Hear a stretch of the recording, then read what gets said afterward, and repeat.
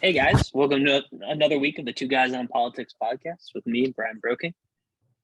Welcome, my fellow Americans. This is Bill Lipinski with news and comments right from the middle. And I'm Ray Hanania, and I just want to point out, Bill has a great website, billlipinski.com. You read his column right from the middle. It's really interesting. He got some letters to the editor I saw in the paper this week. So I don't know if you saw those. But today's topic, what are we talking about? Pelosi and Taiwan, right? And then this Biden's surge of bill passages, right? Absolutely. So Taiwan, Pelosi is in Taiwan. People why are the Chinese so angry that she's going to Taiwan? Anybody? I have no idea why they're so angry. What do you think, Brian? I mean, part of it is the whole idea that there's been a struggle for the past couple of decades of what Taiwan is, if it is its own state, or if it is just it's a diverging piece of the Chinese, mainland, and they see it as theirs. I think it is, very much similar to Ukraine and Russia, where they see it as their territory originally, and dictators like Xi Jinping and Putin, they want control over their territory. They want control over those resources. Taiwan is one of the most heavily concentrated wealthy countries in the world. It doesn't make sense for China not to want them to be part of their republic. Well, that was Saddam Hussein's argument when he wanted to bring Kuwait back into Iraq. Kuwait was always a part of Iraq. Kuwait was, broke off as a result of Western intervention. We didn't let them do that. But now that I know that the Chinese want Taiwan so much, I'm going to start calling it Formosa from now on. And then I'm going to put in parentheses, Taiwan, just to upset them, because I am not a big fan of the Chinese at all and what they're doing to our country. Well, why don't you have the Japanese come back then and help defend Formosa, Taiwan? Because that was the Japanese name for Taiwan. You should have explained that to people, because I don't know how many of them are, great history buffs. Do you think any of our listeners, the younger ones, remember that we were in a war with Japan at one time, about 70 some years ago? I doubt it very, very seriously. Let me ask both of you fellas. Do you think that Nancy Pelosi, the Speaker of the U.S. House of Representatives, should have gone to Taiwan at the present time? I think yes. I think absolutely. And I don't know why the Chinese have any right to get upset and then go, offensive, bullying by firing off test missiles and, building up their, military presence around Taiwan, like they were trying to flex their muscles. It just doesn't make sense to me why they would want to do that. But I think they perceive us being in a box because of Russia and Ukraine. And, they have leverage on that. But sometimes they're with us, sometimes they're with the Russians. I don't trust them. I think I trust them less than I trust the Russians. Brian? I take the opposite approach. I don't think Nancy Pelosi should have gone. I don't see the benefit in any level. First, on a government and politics level, I don't see why Nancy Pelosi, the Speaker of the House, is bringing the United States delegation to Taiwan. I don't. She is not the foreign policy advocate for this country. While I agree with defending Taiwan, I don't see what we achieved by doing that. We simply poked the bear. We always knew we would defend them. There was no reason to basically create this standoff between the U.S. fleet and the Chinese fleet. There are missiles landing 35 miles from Japan. If you didn't like and wanted to de-escalate in Ukraine, I don't see why you would agree with this mission, because I don't think it proved anything. At the end of the day, we would always defend Taiwan, and that never has changed. Well, I think that the Speaker had a perfect right to go to Taiwan. No question about it in my mind. Members of the House of Representatives, the U.S. Senate, have a perfect right to go and visit Taiwan. But I think that it was a reckless act on her part to do that at the present time. China is suffering economically very, very severely. For the first time in a long time, people in China are having difficult time progressing economically. They're sliding back. So this is a perfect opportunity for the leader of China to start ratcheting up the situation with Taiwan. So it would take the attention off of the economic conditions in China, and focus it on the big bad Americans coming to steal their province, Taiwan, away from them, when it's been away from them since 1949, when Chiang Kai-shek moved his nationalist forces there. Yeah, I don't know. Nancy Pelosi, I think when I just remembering reading her reasons for going there, she said that she wanted to demonstrate that America stands with the people of Taiwan and those people that are committed to democracy and human rights. It's hard to go to Asia and not, stop in Taiwan and reinforce the idea that, we believe in what we say we believe. We say something and it means something for us. So personally, I don't think it was such a big deal. I think the Chinese are using it as an opportunity to try and get something back from us, with their firing off missiles. It just seemed typical, communist China in a virtual way. They weren't attacking us directly, but they were trying to make a strong statement that, somehow, we're going to push this whole region into war. I don't think we're even, there. Listen, 5 months ago, Joe Biden, the president of the United States, said that we would militarily defend Taiwan against the Chinese Communist mainland. I mean, how much more reinforcement did the Taiwanese have to have? That's why Nancy had a right to go, but she did it, as I say, it was reckless. She shouldn't have done it. I think she done it strictly because of her ego. She wanted to make one last big trip to the Far East before she is replaced as Speaker of the House after the midterm elections. You think she has investments in China, maybe? Is that what it is? Hunter Biden in Russia and Ukraine, and Nancy Pelosi and her family in China? Is that what this is all about? I don't know. I'm sure they certainly do, but I think a bigger, thing to talk about here is kind of the growing economic influence of that part of the world. If we look at it, really the only, quickly progressing Western entity to this day is the United States of America. Most of Europe is stagnating. There's a war going on in the eastern part of Europe. Russia is essentially a oil giant, and that's it. All of the economic gains of the next 3-4 decades, they're going to happen in India, they're going to happen in Turkey, they're going to happen in China. So the concentration of the world's growth is going to happen in that area of the world in the next couple decades. So I think it's interesting to make the claim that, we'll go and defend Taiwan, and that makes sense. And we have the, strategic Japan, Taiwan, South Korea kind of box in on China. But a lot of the growth is going to come from India and China, and we kind of have to combat that.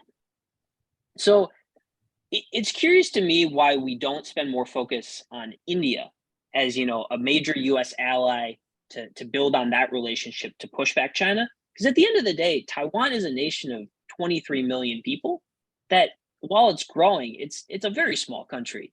And I feel like focusing more on India, Turkey, and those kind of big non-Chinese powers that are growing in the region should help a lot more. We have never focused much on India whatsoever, and I'm not really sure why that's been the case, but it's true. We've just never really been involved that much with India. I'm still not so sure we're that involved with them today. And part of the interesting thing is, so their current prime minister is looked upon as, a hero, a George Washington type figure in the country. He's electrified the country. It went from 10% of the country had electricity a decade ago to 90%. He's essentially electrified the entire country, given 1 billion people access to internet, clean water, food, stuff like that. You're talking about Modi in India? Yeah, exactly. So Well, he's I hasn't think, he turned out to be like one of the most far right people that's ever led that country? I mean, he I has think indeed. he's scary. Well, maybe he is, but at the same time, we can't control that region from across an ocean. And having, major allies is important. And to defend Taiwan, I think we underrate how important it is to have an ally like India in that region. Well, this whole thing about Taiwan got me back to looking into China and its influence. And there is a website, and I'm going to promote it because I'm fascinated by what's published there. It's called ChinaOwnsUS.com. And it talks about the main companies that are criticizing Russia, for example, because of the war in Ukraine, but not criticizing China. In fact, they're beefing up their investments in China. Intel, American Express, Coca-Cola, Disney, and Goldman Sachs. And then also I started looking at, well, how much does China own of the United States? And it says that the US imports $434 billion in a year, each year from China. We bring in, that's a lot. Or maybe $1 billion doesn't mean anything anymore. I'm not sure, but I am tired of seeing the label China, made in China, on products that we buy in this country. And nobody seems upset about it. I'm hoping this Pelosi trip to Taiwan reignites that feeling that, China is a threat and we need to see them for what they really are. Even if, whatever Pelosi's motives are, I think, Bill, you're right. She's thinking in terms of her own politics and her, legacy. The way a lot of, some big national politicians do when it looks like they're ending their term, they're thinking about how they will be remembered. And standing up for democracy in Taiwan, I think is in a way is very popular, but maybe not at the right time. You talk about the prime minister in India being so far to the right. Those kind of leaders are becoming more and more popular around the world. Europe may very well have a number of those people emerging. Certainly there are a number of them in the Far East already. Excuse me.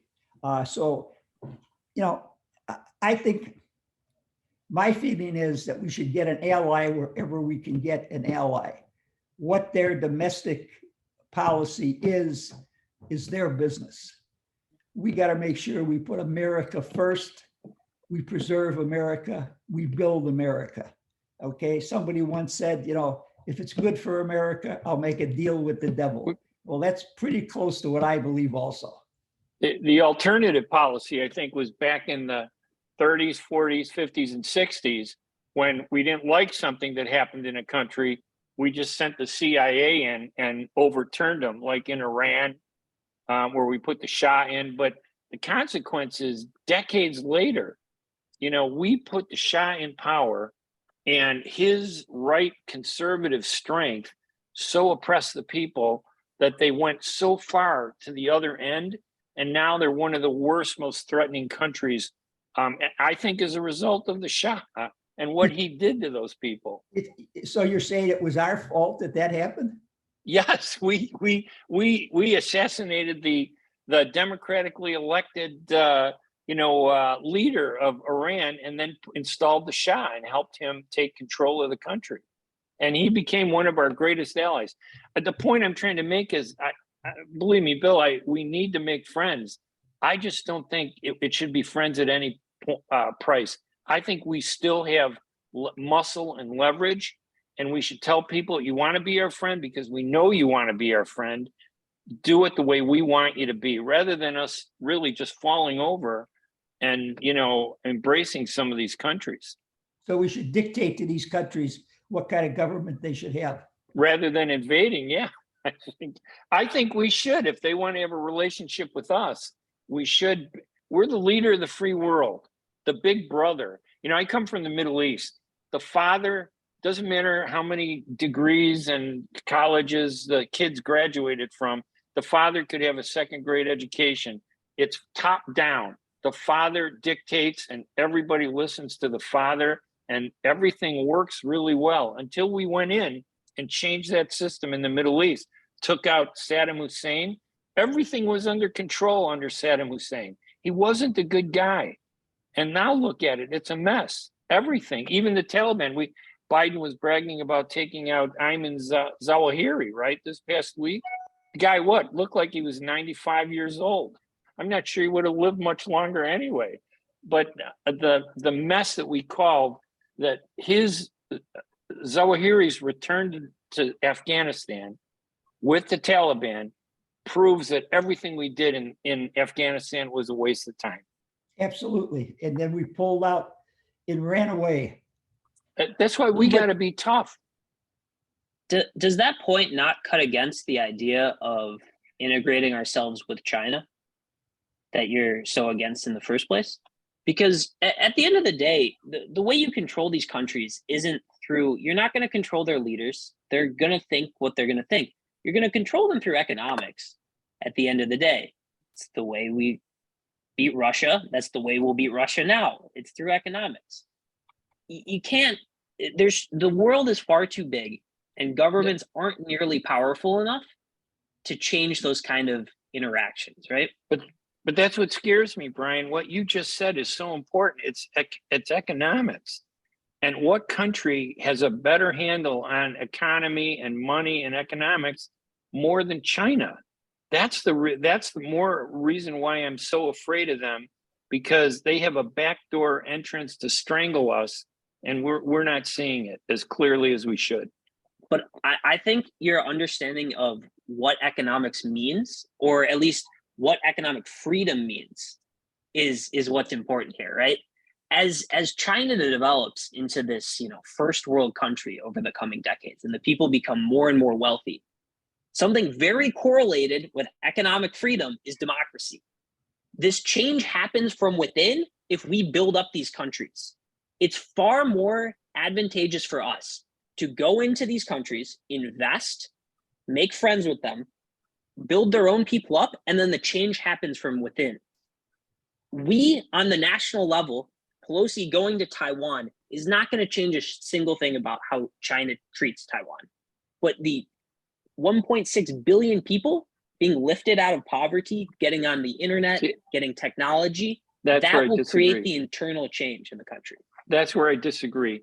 If you think when we invest in China that the Chinese people are benefiting from it, I think you're wrong. I think what's happening is that just like in Russia, these oligarchs are making a fortune. They own everything, and they're doing it just in a little different way in China. Well, Ray, I have to disagree with you. There have been, thousands and thousands, millions of people lifted up out of poverty because of the way China has conducted their economic policy ever since, I forget his name, but the little short guy who changed things around. Mao Zedong? No. Mao is the guy that really. Oh, he wasn't so short. He was a little heavy, actually. He was very heavy, yes. A little roly-poly. No, Dao Xiaoping, he was the guy. He was the guy who said, before we do anything outside of our borders, we have to build up our country economically. We have to develop a middle class. And they have done that. Now, they have done that sometimes through leaps and bounds, which brings us back to what Brian had talked about, I don't think on the air, but off the air, about all these houses that people have been paying for probably 5-10 years, and they still don't exist. That's creating economic problems in China. How do we take advantage of that? Yeah, tell us about that, Brian, because that you did before the program. You mentioned this policy program that China has regarding housing, and it just seems strange to me. But explain it. Yeah, so I guess it kind of all starts, or the parallel you can, make between the current day 2020 China is very close to what 2008 America looked like in the way banks, builders, and homeowners were interacting, where 70% of family wealth in China is held up in homes. This is far more than America, where, it's considered the dream to own a home. And it's more than basically anywhere else in the world. They hold their wealth in China in real estate. So what ended up happening, given the printing bubble that happened in America, but also across the world, during COVID, they expanded the amount of money available, which led to borrowing and mortgage issuance for individual Chinese home buyers. And they would go to entities like Evergrande or other home builders and say, I would like to buy a house. This house doesn't exist. The American home inventory is built up to a point where, we flip-flop, we move around, and new houses get built. But that's not the case in China, where they're very underhoused compared to their population, especially moving into cities. So they need to build new real estate, and they're building it very rapidly. But the problem is it doesn't exist, and it requires a down payment. So what happens is I come to you, if you're Evergrande the builder, and say, hey, I want a house in 3 years. I give you some down payment, and then I take out a mortgage with the bank, which is a third entity. And that third entity I pay over the next 3 years under the assumption that you're going to give me my house and I'm going to have it partially paid off. But part of the problem in China is these builders started to use the money they're getting in these down payments instead of building the homes to buy more land, which was creating this whole scenario where homes that were purchased 3 years ago haven't even started to be built. So this is kind of where the 2008 crisis in America draws the parallel, which is people are starting to default on their mortgages, or specifically in protest not pay their mortgages to these Chinese banks. And it's throughout 100 different cities in China. There's tens of thousands of people jumping on the bandwagon to not pay their mortgages. So what is this leading to? This is leading to a massive crisis because the home builders that were supposed to be building these homes never built them. So the banks don't have anything to repossess. There's no asset underlying this mortgage. So this could cause a massive rippling effect throughout China and the world, akin to 2008 from America. The program doesn't make sense to me because right now I could go to a bank, get a mortgage. If I can pay the mortgage, why can't I have the house? Is it because they haven't built the houses? The houses haven't been built because the builder is separate from the banker.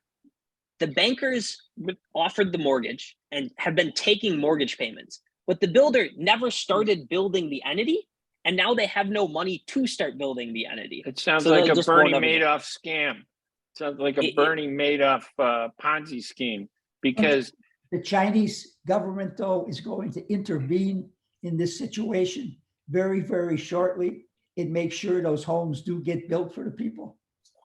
Well, so that's the interesting piece of this. Part of the problem was the incentive structure for local governments was to allow this to happen because they were making a lot of money and able to offer better services for people and different things through the taxes derived from these future investments. And the problem is at the top level, the CCP national government has said, we're not going to be involved at all. So they come down and basically say, local governments need to deal with this. And we needed to deal with 2008 on a national level. There was no way we're going to do it on a local level. And I don't see China organizing in that way either. So we'll see. The people have stopped, paying their mortgages in protest. Tanks have been deployed to defend banks across China. So we'll see. I really think this is eating China from the inside. I can imagine. When you say CP, you want to, instead of saying CCP, because I don't know how many people know what CCP stands for. It stands for the Chinese Communist Party. And that's what you should really say. I can only imagine if we had redone It's a Wonderful Life and the Bailey family bank closed and they sent tanks to protect the bank, okay? That does not sound like a democracy to me. It just makes me even more concerned that we're not getting the truth out of China and that we're taking too much for granted. We can't really get to the bottom of any of this, given the way that country is. So I don't know. Capitalism has never succeeded in a totalitarian nation over a long period of time. You have to have a functioning democracy in order to have capitalism really be successful. All right. All right, guys, and you want to talk a little bit about Biden, his successes, his surge in his programs. He's got a lot of things that have gotten done. It's almost like a campaign timing for this November election. Is it enough to save the Democratic control of the House? Anybody think that? I don't think so. I think it will reduce between the 4 bills that he's gotten passed, or the 3 he's gotten passed so far, and the 4th one he can get passed with his new Vice President, Joe Manchin, jumping on board. They'll have 4 good, significant bills. This abortion issue, I think, is going to cut in favor of the Democrats. So a person who I know very well, who you folks would know if I mention his name, was telling me just a couple of days ago that the Republicans were going to pick up 70 seats in the House. There's no way that that's going to happen. That's a lot. That's a lot, right? That's an awful lot. I will say the Republicans will pick up maybe 20, 25 max. And I no longer think that the Republicans will pick up the US Senate. But as long as the Republicans get the House of Representatives, we will have government once again where they have to cooperate together in order to get anything passed, because no party will own all of the government, the executive branch and the legislative branch. And I'm losing my voice for some reason over here. We're in for gridlock then, because I don't think you're going to get the 2 sides together. I wish they would come together. There's not enough, I was just looking at the elections in Michigan this past Tuesday, and what I noticed out of everything, I was talking to a couple of consultants there, the woman's vote is significant and is increasing, and it's voting Democratic. Now, I think Michigan has always been Democratic, but I think it's going to be even more of a Democratic place. Although there is one race I think that the Republicans might grab there, but I wonder if that's happening in the rest of the country because of this abortion debate that we've been, dragged into. Well, I understand if you go into the numbers in Kansas, there were a lot of people that voted to keep abortion. Excuse me. But those same people switched back and wound up voting for Republican candidates. So, they voted to keep abortion, but they also voted for Republicans. If that is truly the case, then the Republicans still have a shot at keeping the US Senate. But you'd have to prove that that was the situation. I've heard a number of people talk about that. What happens to Biden if the Republicans take the House and the Senate? They start preparing a new candidate to run in 2 years against Ron DeSantis. Do you think they keep? I'm rapidly losing my voice, so I want to say before it goes that I want to wish my oldest grandson a happy birthday, because tomorrow is his birthday. Brian, happy birthday, buddy. Thank you. Yes, I'll be the old age of 26. So. All right, I think we should end it on that anyway. So I'm Ray Hanania. And until next time, this is Bill Lipinski saying thanks for listening, particularly you, Paul Nowinski. Have a nice day. Thanks, guys. All right, Brian, right to the point. Happy birthday, buddy, and we'll see everybody next week. Thank you for watching and listening. Listen, fellas, I'll